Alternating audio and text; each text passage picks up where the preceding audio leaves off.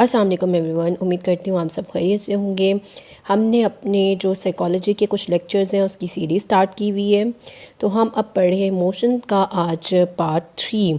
इससे पहले हम पार्ट 1 और पार्ट 2 कवर कर चुके हुए हैं, जिसके अंदर हम लोगों ने उसके कंपोनेंट्स और साथ में उसकी थ्योरीज डिस्कस कर ली हैं। उसके लिए आप डिस्क्रिप्शन बॉक्स में दिए गए लिंक पे जो है क्लिक करके वो वीडियोस भी आप देख सकते हैं। आज हम करेंगे इमोशन का पार्ट 3, जिसके अंदर हम देखेंगे कौन से टाइप्स हैं उसकी, प्राइमरी और सेकेंडरी में फ़र्क क्या होता है, इसके अलावा फंडामेंटल कोर इमोशंस क्या हैं, और इसके अलावा इसके फंक्शंस क्या होते हैं, और ऐसे कौन से फैक्टर्स हैं जो अफेक्ट करते हैं इमोशंस को। तो ये आज हमारा है पार्ट 1 में हमने ये चीज़ें कवर करनी है 5। सबसे पहले आपके पास जो है कि टाइप्स ऑफ इमोशंस क्या हैं। अच्छा, अगर आपको क्वेश्चन इससे रिलेटेड भी आ जाता है, रेंजेस क्या हैं इमोशंस की, कि आप डिटर्मिन करें कि इमोशन की रेंज क्या है, तब भी आप ये यूज़ कर सकते हैं। क्योंकि अगर आप इसमें ये एक ग्राफ देखेंगे, एक पिक्चर देखेंगे, जो एक ट्री लाइक आपको पिक्चर शो हो रही है, इमोशंस क्या हैं, पॉजिटिव हैं या नेगेटिव हैं, ठीक है। और एक अभी 6th जो है सरप्राइज़ का जो है, रिसेंटली स्टडीज़ के अकॉर्डिंग हमने कोर इमोशन डाला हुआ है इसमें। अब हमारे पास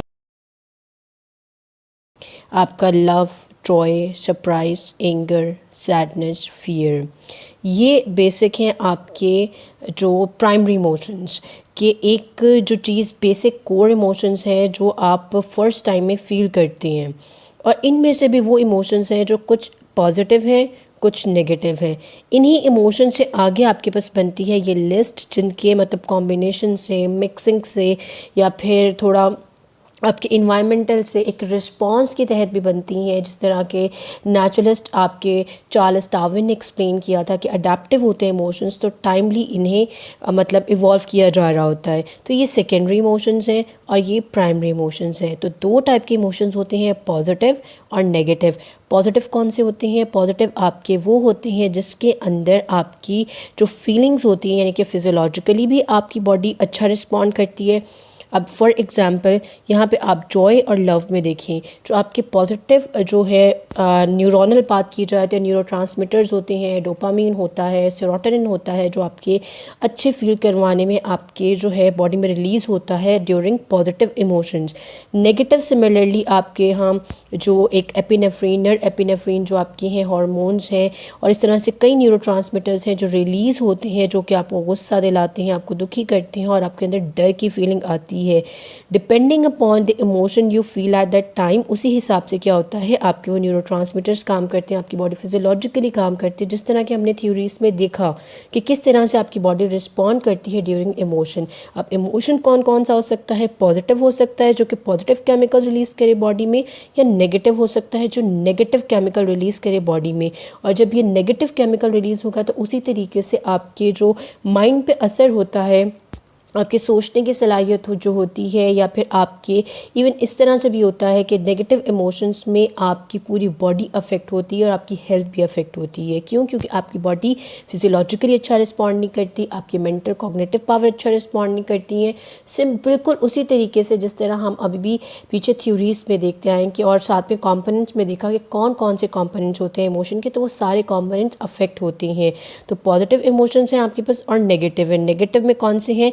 एंगर, सैडनेस, फियर। और पॉजिटिव में कौन से हैं? Love and Joy. सैड जो सरप्राइज़ है, आप सरप्राइज़ दोनों तरीके से हो सकते हो, पॉजिटिवली भी हो सकते हो, नेगेटिवली भी हो सकते हो। यानी आपको शॉक भी लग सकता है और आप सरप्राइज़ किसी चीज़ को लेके के बहुत ज़्यादा अच्छे भी हो सकते हो। क्योंकि सरप्राइज़ जब हम कोर इमोशंस की बात करते हैं, उसमें आपकी जो आंखें हैं वो खुली होनी चाहिए, और साथ में मतलब कुछ इस तरीके के फिजियोलॉजिकल रिस्पॉन्सेस मिलते हैं जिसकी बेस पे हम सरप्राइज़ कहते हैं। तो वो भी आपका मिड लाइन में ही हम रखते हैं इस चीज़ को। उसके बाद आपके पास है प्राइमरी वर्सेस सेकेंडरी इमोशंस। जो प्राइमरी वर्सेस सेकेंडरी इमोशंस है, ये प्राइमरी आपके पास वो इमोशंस है जो फर्स्ट टाइम पे आप किसी भी चीज़ को लेकर फील करते हो, जो कोर इमोशंस हैं जो कि हर ह्यूमन बीइंग में सेम तरीके से फ़ील होते हैं, क्योंकि उनके न्यूरोट्रांसमीटर्स, उनकी एक्सप्रेशंस, उनका तकरीबन सारा कुछ जो है आपके कंपोनेंट से रिलेटेड, आपकी हर चीज़ से रिलेटेड वो सेम होता है। यानी कि अगर ड्यूरिंग आपका जो हैप्पीनेस है, जो हार्मोन्स रिलीज़ हो रहे हैं, जो न्यूरोट्रांसमीटर्स रिलीज़ हो रहे हैं, वो सबके उसी हिसाब से उसी लेवल पे होते हैं। हाँ, इंटेंसिटी वेरी करती है, तभी आपके पास डिफरेंट इमोशंस जो हैं वो अराइज़ करते हैं। लेकिन 5 और 6, मतलब रीसेंट स्टडीज़ कहती हैं 6 हैं, क्योंकि उसमें सरप्राइज़ का जो इमोशन है वो ऐड कर दिया गया है। लेकिन जो आपकी पिछली स्टडीज़ हैं वो 5 कहती हैं। इसके अलावा भी डिफरेंट आपके पास जो साइंटिस्ट गुजरे हैं उन्होंने इमोशंस को डिफरेंट तरीके से क्लासिफिकेशन की है। किसी ने 8 में डिवाइड किया है, किसी ने 6 में डिवाइड किया है। तो आपको डिफरेंट बुक्स में मिलेगा ये। आपने बस ये ख्याल करना है कि जब भी इस तरह से इमोशंस की आप टाइप को बयान करेंगे, आप उस साइंटिस्ट का नाम बता देंगे या फिर उसकी सोर्स बता देंगे, तो वो आपका राइट कंसीडर किया जाएगा। अब प्राइमरी इमोशंस क्या है? जो एक डायरेक्ट रिजल्ट होता है जब भी कोई चीज़ आप इनकाउंटर करते हो, तो वो आपका क्या होता है? Primary emotion. अभी आपने सेकेंडरी इमोशन को समझना है कि सेकेंडरी इमोशंस क्या होते हैं, रिस्पॉन्स में बनते हैं प्राइमरी इमोशंस की। अब वो किस तरह से? आपने फॉर एग्ज़ाम्पल यहाँ पे मैं आपको दूंगी कि आपने एक गाड़ी ख़रीदी है, ठीक है। अब गाड़ी जब आपने ख़रीदी है, आपकी एक ड्रीम कार थी, आपने बहुत ज़्यादा पैसे जमा किए हैं, उसके बाद आपने गाड़ी ख़रीदी है। गाड़ी ख़रीदते वक्त आपको जो उस टाइम पे आपकी एक्साइटमेंट है, आपकी हैप्पीनेस है, वो और तरह की फीलिंग है। वो आपका प्राइमरी इमोशन है कि आपने एक हैप्पीनेस फील की है, और उसकी इंटेंसिटी वेरी कर सकती है। आप कितना खुश हैं कि आपने कितने अरसे के बाद वो चीज़ ली है। सेकेंडरी इमोशन क्या है कि कुछ अरसा गुजरे और आपके कोई फाइनेंशियल क्राइसिस आप कहीं फेस करते हैं, या कुछ और आप फील करते हैं, या फिर कोई तंगियात, तो आप उससे एसोसिएट कर लेते हैं कि अभी मैं गाड़ी में शायद इन्वेस्ट नहीं करता तो शायद मेरे पास पैसे होते। तो इस टाइम पे या फिर किसी और कंडीशन की वजह से आपकी एक सेकेंडरी इमोशन जनरेट हो जाए रिग्रेट का, कि मुझे अभी नहीं लेनी चाहिए थी। हो सकता है फाइनेंशियल कोई आपको क्राइसिस भी ना हो, लेकिन थोड़ी देर के बाद रिग्रेट हो जाए कि मुझे सेविंग्स कर लेनी चाहिए थी, अभी नहीं लेनी चाहिए थी। उस बेस पे क्या हुआ, एक और फीलिंग जो है आपकी जनरेट हुई है, उसे हम कहेंगे सेकेंडरी इमोशन है। वो क्या है? रिग्रेट, कि अभी आपको पछतावा हो रहा है। या फिर आप कह दो थोड़ी देर के बाद कि मुझे इससे बड़ी लेनी थी या अभी छोटी गाड़ी। तो उस एक फीलिंग के बाद जब आपकी दूसरी फीलिंग्स जो है उससे एसोसिएट करते हुए आपकी जब जनरेट होती हैं, उसे हम क्या कहते हैं? सेकेंडरी इमोशन है वो। उम्मीद करती हूँ ये आपको समझ में आया होगा कि प्राइमरी इमोशंस कौन से होते हैं, सेकेंडरी कौन सी होती हैं। सेकेंडरी इमोशंस तो लिस्ट आपके पास है, लेकिन ये जनरेट प्राइमरी से ही करते हैं। जो आपके सेकेंडरी इमोशंस होते हैं वो लॉन्ग लास्टिंग होते हैं, और अक्सर हम क्या करते हैं, उन्हें जो है फाइंड आउट नहीं कर सकते कि हम क्या फ़ील कर रहे हैं। तो ये एक हमारे लिए बहुत इंपॉर्टेंट चीज़ है, क्योंकि अक्सर हम सेकेंडरी इमोशंस की वजह से ही अपनी पूरी पर्सनालिटी को हम चेंज कर लेते हैं, या फिर कोई ऐसी चीज़ आपके ऊपर आती है जिसे आप समझ नहीं सकते हैं, उसके बाद क्या आपकी फीलिंग्स उससे जनरेट हो रही हैं, कौन से सेकेंडरी इमोशंस आपकी बॉडी में आए हैं, आप उसे जब नहीं इंटरप्रेट कर पा रहे होते हैं, तो आपके ऊपर, आपकी हेल्थ के ऊपर, आपके मेंटली जो है स्पेशली बहुत ज़्यादा नेगेटिव इम्पैक्ट भी छोड़ सकता है। तो यही रीज़न्स होते हैं कि हम अपने इमोशंस को जब सही से नहीं समझ पाते, तो उसकी वजह से जो आपके इमोशंस है, फ्रस्ट्रेशन की, आपका हर वक्त चिड़चिड़ा रहना, आपकी पूरी पर्सनालिटी चेंज होने लग जाती है आहिस्ता आहिस्ता करके। क्यों? क्योंकि आपने उस टाइम पे उस इमोशन को नहीं समझा होता, और वो आहिस्ता आहिस्ता करके क्या हो रहा होता है, आपकी पर्सनालिटी में इनकलकेट कर रहा होता है। आप अडेप्ट कर रहे होते हैं उस इमोशन को कि ये इस तरह से ही रिस्पॉन्स बनना था।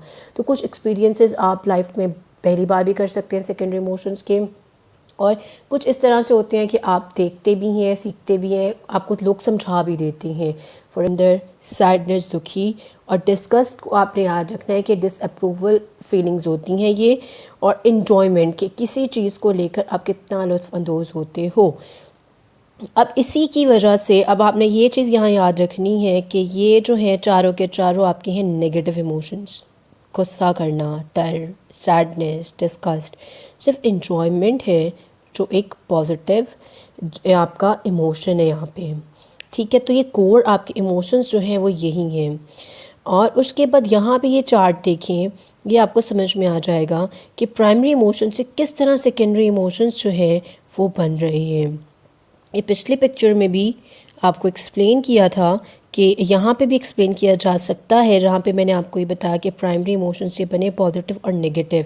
अब इसी पिक्चर को हम दोबारा से देखते हैं और इसको फिर से समझते हैं कि किस तरीके से आपके इमोशंस बनते हैं। उसके बाद लव की वजह से आप दो इमोशंस बन सकते हैं, आपको वो लाइक भी हो सकता है, आपका लस्ट भी हो सकता है। इसके अलावा फैचुएशंस हैं और भी तरह से फीलिंग्स हैं जो लव से रिलेटेड होती हैं आपकी। जॉय से रिलेटेड क्या है कि आप ब्लेस हैं, खुश हैं, थ्रिल है, एक्साइटेड है या प्राइड है कि आपको थोड़ा उसमें फ़ख्र महसूस हो रहा है। सरप्राइज में आपकी जो फीलिंग्स होती हैं वो थोड़ी शॉकिंग भी हो सकती हैं, थोड़ी प्लेजेंट भी हो सकती हैं। जो आपका एंगर है उसकी वजह से आपके डिफरेंट इमोशंस आते हैं, जिसमें नफ़रत करना आ सकता है, किसी को वायलेंस की तरह हम बिहेव कर सकते हैं, या डिफरेंट उससे रिलेटेड एंगर से रिलेटेड भी आपकी आती है। और एंगर से रिलेटेड जब हम एंगर को पढ़ेंगे उसमें चीज़ें भी देखेंगे कि इस तरीके से जहाँ पे हम गुस्सा है वो अपनी मर्ज़ी से कर भी सकते हैं, नहीं भी करते हैं। ये मैं आपको गुस्सा जब हम एंगर पढ़ेंगे उसमें आपको एक्सप्लेन करूँगी कि अगर आपको किसी बात पे बहुत शदीद गुस्सा आए तो आपके पास जहाँ अथॉरिटी होती है वहाँ आप उसे एक्सप्रेस करते हैं, पर जहाँ आपको अथॉरिटी नहीं होती है कहाँ पे उसको आप रिप्रेस करते हैं। तो ये हम उसमें डिटेल से देखेंगे। सैडनेस की वजह से आपको शेम भी आ सकती है, फियर की वजह से भी आपको क्या है ड्रेडफुलनेस आ सकती है। मतलब डिफरेंट आपके इमोशंस यहाँ पे क्या कर रहे हैं, अराइज कर रही हैं, जो कि इस ग्राफ में भी एक्सप्लेन किए हुए हैं कि इरिटेबिलिटी आ सकती है एंगर की वजह से, आपका गुस्सा और बढ़ सकता है, हसद पैदा हो सकता है। तो ये डिफरेंट इमोशंस हैं जो जनरेट कर रहे हैं एक फीलिंग से अगली फीलिंग्स के अंदर।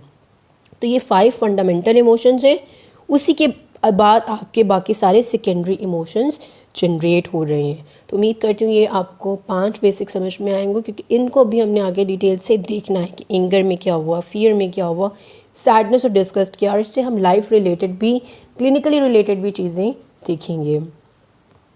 अब टाइप्स क्या हैं इसकी, यही टाइप्स हैं जो हम लोगों ने पढ़ी कि अब इसको हम लोगों ने 5 में जो है वो डिफ़ाइन कर दिया।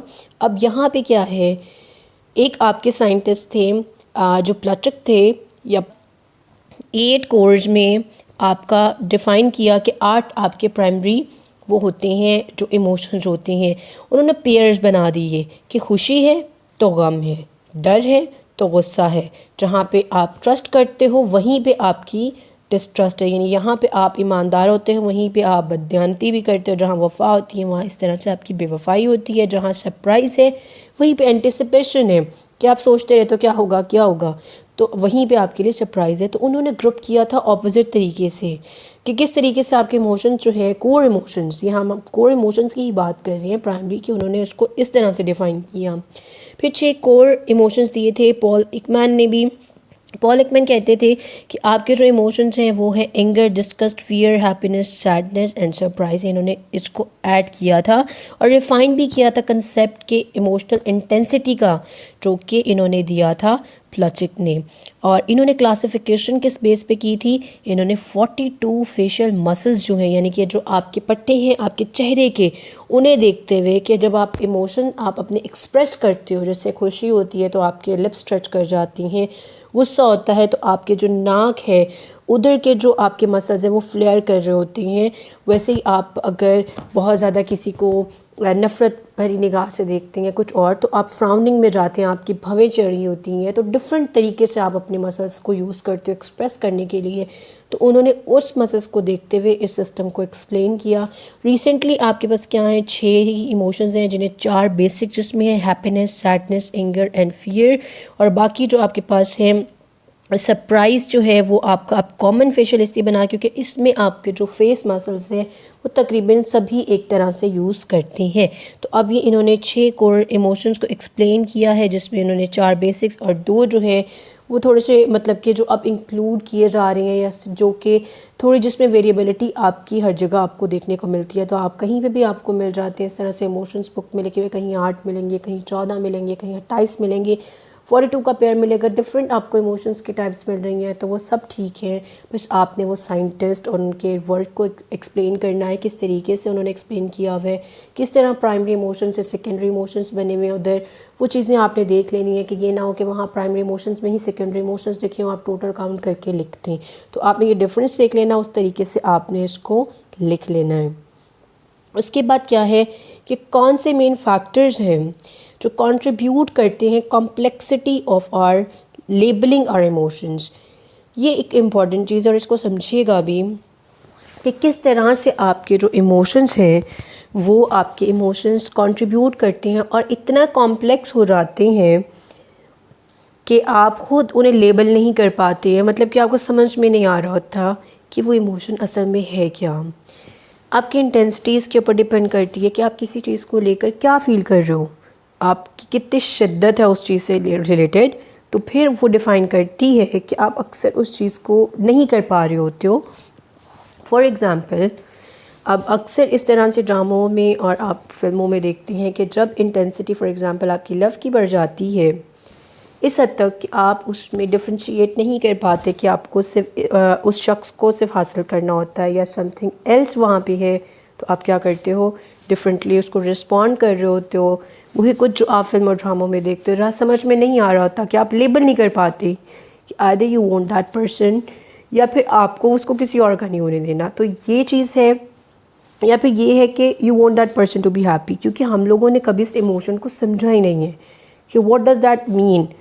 तो हमें जब इमोशन पता नहीं होगा, इसकी इंटेंसिटी नहीं पता होगी, तो हम कंफ्यूज होते हैं, हम खुद ही कह देते हैं बस ऐसा है, क्यों, क्योंकि हमें समझ में नहीं आ रहा, तो एक कंफ्यूज इमोशन होता है।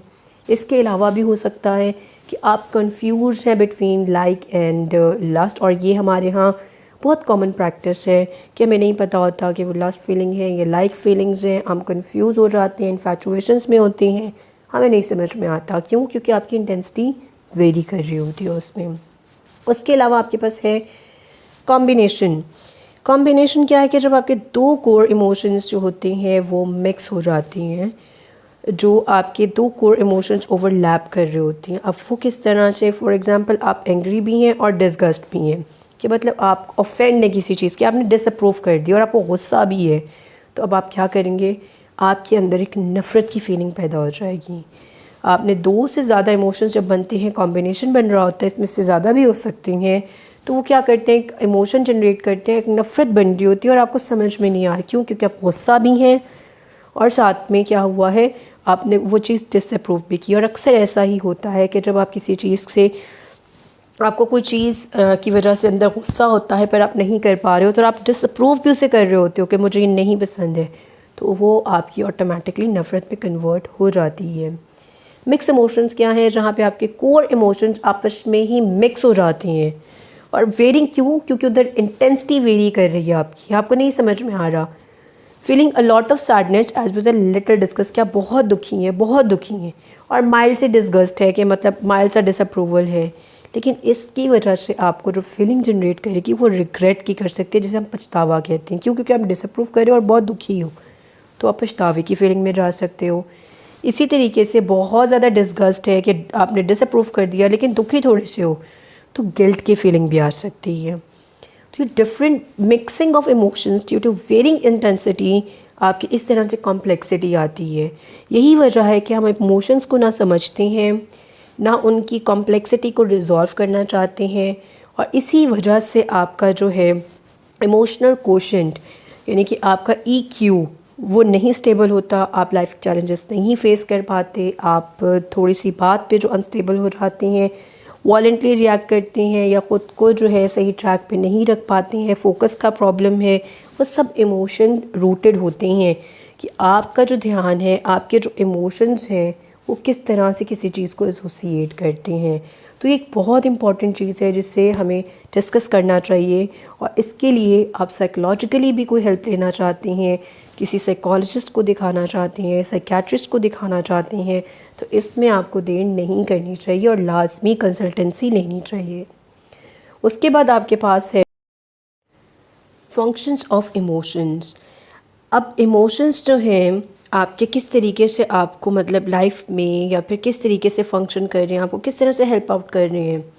इमोशंस आपको हेल्प करते हैं डेंजर अवॉइड करने में। फॉर एग्जांपल फियर क्यों है, फियर इसलिए है कि आपको ये बता सके कि आगे डर है और आपके सर्वाइवल को ख़तरा है, जैसे कि डार्विन ने बताया था अपनी एवोल्यूशनरी थ्योरी में कि आप अडेप्ट करें इमोशंस को, क्योंकि आप जो इन्वायरमेंट में फेस करते हैं उसके हिसाब से फील करती हैं। वो फील इसलिए कर रहे हैं क्योंकि आपने अपना सर्वाइवल को वो है इंश्योर करना होता है, आपने अपनी सेफ्टी को देखना होता है। तो फियर है, फियर होगा तो आप अपने सेफ़ इन्वायरमेंट की तरफ जाओगे, आप अवॉइड करोगे कि आपको कोई हार्म ना हो। तो आपको क्या कर रही है, ये अवॉइड करती है डेंजर को। इमोशंस अवॉइड करें डेंजर को, सिर्फ डेंजर वो नहीं कि फ़ियर वाला, आप नेगेटिव भी इमोशंस अवॉइड करना चाहते हो। आप हमेशा हर वो चीज़ से दूर रहना चाहते हो जो इवन आपके नेगेटिव इमोशंस भी हैं। जब आप डिफ्रेंशिएट करते हो कि दुखी रहना अच्छा नहीं है तो आप अवॉइड ही करते हो दुखी सिचुएशंस को। जब अपने इमोशंस को समझते हो तो अपनी पर्सनालिटी में वो चेंज डेवलप करते हो जिसकी वजह से आप अपने आप को बेहतर की तरफ लेके जा सको। लेकिन अगर ये चेंज पॉजिटिव नहीं है तो आप अपनी पर्सनालिटी को नेगेटिव भी लेके जा सकते हो। Emotions can help you make decisions. आप इमोशंस की वजह से ही डिसीजंस लेते हो।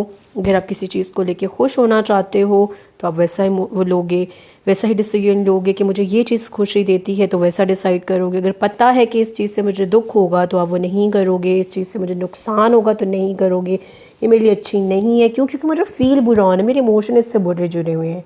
ठीक है, इसकी एग्जांपल आप ये देखें कि एक बंदा है जिसको हाइट फोबिया, यानी कि जो हाइट पे जाके डर लगता है नीचे देखते हुए, हाइट फोबिया है। तो वो क्या होगा कि एक बंदा है जिससे ये फील होता है, मतलब कि उसको इस तरह से स्काई डाइविंग वगैरह बहुत पसंद है, तो ये उसके लिए क्या डिसीजन अच्छा है। एक बंदा जो हाइट फोबिया है उसके लिए डिसीजन ये अच्छा है कि मुझे उधर नहीं जाना, और एक बंदा जिसको वो पसंद है कि उसको स्काई डाइविंग वगैरह करनी है उसके लिए डिसीजन, उसको हैप्पीनेस फील होती है तो वो क्या करेगा, वो उसमें काम को बार बार करेगा। तो ये इमोशंस आपको डिसीजंस लेने पे मजबूर करती हैं कि क्या आपको अच्छा फील कराएगा और क्या चीज़ आपको बैड फील कराएगी। इमोशंस आपको अंडरस्टैंड करने में बहुत रोल प्ले करती हैं, आपको भी और अगले को भी। आपके इमोशंस, आपको पता है एक बंदा, आप किसी से मिलते हो, उससे मिलके आप अच्छा फील करते हो, आप बिहेव अच्छा करते हो, आप अपनी बॉडी लैंग्वेज से उसे प्रेजेंट करते हो। जो बॉडी लैंग्वेज से प्रेजेंट करते हो तो सिग्नल्स जाती हैं कि आपके अंदर कनेक्शन होता है कि मिलके खुशी हुई, तो वो फिर आप दोबारा मिलना चाहोगे, उन्हें समझना चाहोगे, यू अंडरस्टैंड दैट पर्सन कि पर्सन इज़ वेरी नाइस। उसी तरह से जब आप अपनी बॉडी लैंग्वेज से कन्वे करते हो तो अगला भी आपके बारे में सेम सोचता है। और अगर हम इसको कॉन्ट्ररी में देखें कि एक बंदा आपको नहीं पसंद, उससे मिलोगे, उसके बारे में अच्छा नहीं सोचोगे, कि आपको नहीं मिलके अच्छा लगा तो आप अवॉइड करोगे। ठीक है, तो इसमें क्या है कि आप अंडरस्टैंड करते हो इमोशंस को, और वो उसको समझ में आ गया कि आपको उसे नहीं पसंद करते तो वो भी आपको अवॉइड करेगा। इसके अलावा सबसे इम्पॉर्टेंट चीज़ जिसकी वजह से आपकी हर चीज़ डेवलप करती है वो है आपकी पर्सनालिटी। आपका मोटिवेशन का चैप्टर पढ़ा, वो पर्सनालिटी के साथ आपका लिंक करता है। आपका इमोशंस का चैप्टर पढ़ रहे हैं, ये आपकी पर्सनालिटी के साथ लिंक करता है, क्योंकि आपके मोटिवेशंस क्या थी, वो जो ड्राइव्स आपके अंदर बन रही थी कि किसी चीज़ को आपने हासिल करना। हर चीज़ की मोटिवेशन, बायोलॉजिकल मोटिवेशन क्या थी, प्यास लगी है तो आपको ग्लास उठा के पानी का पीना है, तो आपके मोटिव थी ना, आपको प्यास लगना, तो जो वो प्यास लगी है तो आपने क्या किया, पानी उठा के पिया है, तो वो मोटिवेशन थी आपकी। पूरा प्रोसेस हमने उसको में डिस्कस किया है, और यही ड्राइव्स होती हैं। अगर आप देखिए आपको ज़िंदगी में क्या हासिल करना है, क्या आपकी मोटिवेशन है, कि क्या आपको ज़िंदगी में चाहिए, उसके लिए आप क्या कर रहे हो, तो वही आपकी पर्सनालिटी बिल्डअप करेगी। जितने बड़े ड्रीम्स हैं, गोल्स हैं, या आपकी मोटिवेशन बिल्कुल लाइट सी है या बिल्कुल भी नहीं है, पॉजिटिव है, नेगेटिव है, आपकी पूरी पर्सनालिटी बिल्डअप करती हैं। और जो पर्सनालिटी जब बिल्डअप होती है आपके इमोशंस की बेस पे भी होती है। आप किसी चीज़ को लेके कितना पॉजिटिव सोचते हो, कितना नेगेटिव हो, वो चीज़ डेवलप करती है। EQ आपकी लाइफ में बहुत इंपॉर्टेंट रोल प्ले करता है। नो डाउट आपकी इंटेलिजेंट क्वोशंट जो है आपको जो सक्सेस देता है वो आपकी एकेडेमिया में देता है, पर जिनका EQ लेवल, इमोशनल क्वोशंट जितना अच्छा होता है उनको लाइफ परफॉर्मेंस उनकी बहुत अच्छी होती है। लाइफ परफॉर्मेंस से मुराद ये है कि वो अपने लाइफ में लोगों को टैकल बहुत अच्छे से कर सकते हैं, हर चीज़ सर पे नहीं सवार करते हैं, वो अपने आप को, क्योंकि इमोशंस खुद से रिलेटेड हैं, और आपने जो इन्वायरमेंट है वो आपके इर्द गिर्द नेगेटिव भी है तो किस तरह से उसे प्रोटेक्ट करना है। आपके इर्द गिर्द नेगेटिव लोग भी हैं, वो आपको बुरी बातें भी बोलेंगे, आपको हर चीज़ करेंगे, तो किस तरह से आपने अवॉइड करना है, अपनी फीलिंग्स को किस तरह से प्रोटेक्ट करनी है, अपने आप को किस तरीके से हर चीज़ से आपने बचा के रखना है, वो सब कुछ इमोशनल क्वोशंट में आता है कि कितनी आपकी स्टेबिलिटी है, और वो सब कुछ आपकी क्या है, पर्सनालिटी डिटर्मिन करती है कि आपकी पर्सनालिटी जो है एक दिन में नहीं बनती। Personality takes time. और ऐसा नहीं है कि आप अगर आज आप थोड़ा सा मतलब किस तरह की पर्सनालिटी में है जो कि किसी भी चीज़ को अपने ऊपर हावी आसानी से कर लेते हैं तो आप उसे चेंज कर सकती है। It will take time.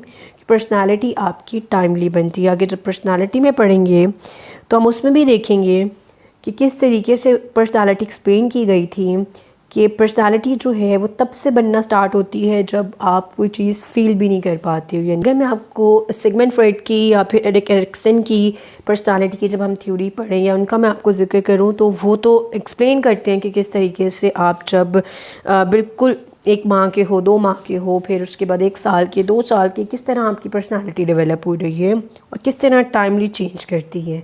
तो पर्सनालिटी बहुत इंपॉर्टेंट रोल प्ले करती है आपके हर चीज़ में और उसमें किस तरीके से आपकी मोटिवेशंस क्या हैं, आपके इमोशंस क्या हैं, ये सब उन चीज़ों में आती हैं। तो इमोशंस को स्टेबल रखना बहुत ज़रूरी है। उसके बाद कौन से फैक्टर्स हैं जो इमोशंस को इन्फ्लुएंस करती हैं। आपकी पर्सनालिटी है, पॉजिटिव है, नेगेटिव है।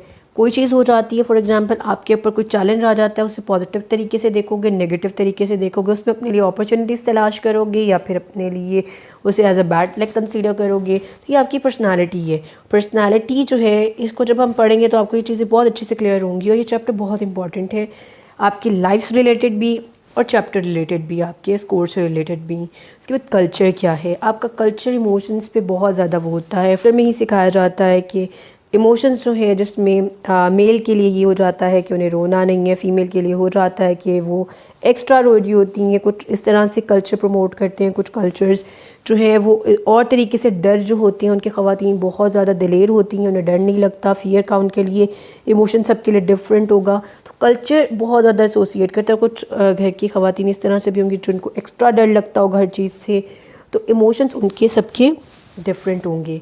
उसके बाद स्ट्रेस लेवल कितना है आपका, क्योंकि स्ट्रेस लेवल जो है वो भी डिटर्मिन करता है आपके इमोशंस को अफेक्ट करता है। कॉन्टीन्यूसली पेन में रहना, कॉन्टीन्यूसली नेगेटिव सिचुएशन में रहना, नेगेटिव लोगों में रहना या नेगेटिव काम में रहना आपकी पर्सनालिटी, आपके इमोशंस को अफेक्ट करता है। आपकी एज जो है वो एक क्रूशल रोल प्ले करती है इमोशंस में। बच्चों के लिए जो इमोशंस हैं वो डिफरेंट हैं। उन्हें नहीं पता कि किस तरीके से फ़ील करना, उन्हें बात मनवानी है, तो उन्हें वो जो देख रहे होते हैं उनकी पर्सनालिटी जैसे डेवलप हो रही होती है उस तरह से इमोशन सीख रहे होती हैं। तो उनके लिए और तरीके से होते हैं। आप आ जाते हैं टीन एज में, तब आप इमोशंस पे भी इतना अच्छा कंट्रोल नहीं होता, आपको उनकी प्रेजेंटेशन नहीं पता होती, किस तरीके से एक्सप्रेस करना है, तो आप अडेप्टिव रोल उसमें ले जाते हैं। इस तरीके से अगर आप बात कर लें, एक मेचॉरिटी ऑफ इमोशन जब आपकी अचीव होती है, जब आपको पता है किस तरह से रिएक्ट करना है, किस तरह से बिहेव करना है, तो वो आपकी एज वाइज जो है वो डिफरेंट है। आप ख़ुद की पर्सनालिटी अपनी लाइफ से एनालिसिस कर सकती हैं, जो कि आप 10 साल पहले आप किसी चीज़ को लेके मतलब दुखी हो जाते थे, खुश हो जाते थे, आज वो चीज़ें आपको नहीं इतना ज़्यादा इन्फ्लुएंस कर रही। तो ये एज फैक्टर भी इसमें आता है और बार बार रेपिटेशंस भी इसमें इंक्लूड हो जाती हैं कि एक चीज़ बार बार वो इमोशन आपको मिलता रहे तो आप तब भी इम्यून हो जाते हो उससे। जेंडर अफेक्ट करती हैं। फ़ीमेल जो है उनके जो ब्रेन का स्ट्रक्चर इस तरह से है कि उनके कनेक्शंस इस तरह से हैं, वो और तरह से जो है इमोशंस को फील करती हैं, मेल और तरह से करते हैं। तो ये फैक्टर्स भी हैं कि आपके फिजियोलॉजिकल उनमें अगर डिफरेंट रिस्पॉन्सेज हो रही हैं कि मेल में टेस्टोस्टेरोन ज़्यादा होने की वजह से अग्रेशन ज़्यादा है, फ़ीमेल में अग्रेशन इतनी नहीं होती, ऑक्सीटोसिन ज़्यादा है, तो उसकी वजह से लव और जो नर्चरिंग की उनकी है एक उनमें कह लें करेक्टरिस्टिक है तो वो बहुत ज़्यादा होता है। इसके अलावा जेंडर बेस्ड जो है यानी मेल और फीमेल जो मैंने अभी एक्सप्लेन कर दिया। इन्वायरमेंटल बहुत इफ़ेक्ट करता है कि आपका इन्वायरमेंट अगर बहुत ज़्यादा यही बात कर रही थी सोशली आप नेगेटिव लोगों में हो, नेगेटिव काम कर रहे हो तो आपका इस चीज़ पे फ़र्क पड़ता है। यानी यहाँ सोशली जो है अगर नेगेटिव चीज़ें हैं तो आपके इमोशंस अफेक्ट होती हैं। मैरिटल रिलेशंस, इसके अलावा सिर्फ मैरिटल रिलेशंस नहीं, आपके सारे रिलेशंस, यानी कि आपकी जो बॉन्डिंग होती है। अब आपका जो बॉस अगर आपकी इंसल्ट करे उसमें डिफरेंस है। सिमिलरली अगर कोई आपका मतलब कि एक ऐसा बंदा करे जो कि आपके बहुत ज़्यादा रिलेटिव में आता है या जिसकी बहुत इंपॉर्टेंस आपकी लाइफ में, तो ये फ़र्क पड़ता है। यानी कि एक बंदा जिसकी इंपॉर्टेंस बहुत ज़्यादा, जिनके साथ बॉन्डिंग है, आपके पेरेंट्स हैं, आपके मैरिटल रिलेशंस हो सकते हैं या स्पाउस हो सकता है या फिर आपके ब्रदर सिस्टर हो सकते हैं, सिबलिंग्स में कोई हो सकता है। तो इसकी वजह से क्या होता है, यानी एक वो बंदा जो आपके बहुत करीब होता है वो इमोशनली आपको हर्ट करे तो उसका और इम्पैक्ट होगा as compare to the one जिसे आप नहीं जानते, या रेंडमली आपका बॉस है या फिर एक्वेंटेंस में आपके आता है, तो इनमें डिफरेंस होगा। तो ये आपके रिलेशंस भी अफेक्ट करते हैं। क्यों? क्योंकि इन्होंने आपकी इंटेंसिटी को चेक करना होता है, आपकी इंटेंसिटी को इसमें जो होता है काउंट करना होता है। तो ये फैक्टर्स हैं जो अफेक्ट करते हैं इमोशंस को। तो ये हमारा आज का पार्ट ही जो है वो कवर हो चुका हुआ है। हम लोग इसमें पार्ट 1 कर चुके हुए हैं, पार्ट 2 थ्योरीज हो चुकी हुई हैं, आज पार्ट 3 हो चुका हुआ है इंशाल्लाह। अब हम लोग पार्ट 4, पार्ट 5, पार्ट 6, पार्ट 7 जो है नेक्स्ट स्टेज में हम इसे कवर कर लेंगे, जिसमें हमने हैप्पीनेस, फियर यानी इमोशंस को ही हमने डिस्कस करना है। पार्ट 7 जो है अब इसमें काफ़ी इंपॉर्टेंट रहेगा। इस पेपर के हवाले से भी मैं डिस्कस कर चुकी हुई हूँ कि जो है आपका थ्योरीज इसमें बहुत इंपॉर्टेंट है और स्ट्रेस पेपर के हवाले से बहुत इंपॉर्टेंट है। बाकी ये जो इमोशंस है ये आपकी लाइफ रिलेटेड भी बहुत इंपॉर्टेंट है। तो आज की वीडियो यहीं पे हम ख़त्म करेंगे। इंशाल्लाह नेक्स्ट वीडियोस में हम इमोशंस को थोड़ा थोड़ा सा करके डिस्कस कर लेंगे ताकि आप पेपर पॉइंट ऑफ व्यू से भी लिख सकें और इससे जो है समझ भी सकें क्लिनिकली भी। तो आज के लिए इतना काफ़ी है। इंशाल्लाह नेक्स्ट वीडियो में हम जो है मज़ीद इसको देख लेंगे। तब तक के लिए अल्लाह हाफ़िज़, स्टे ट्यून।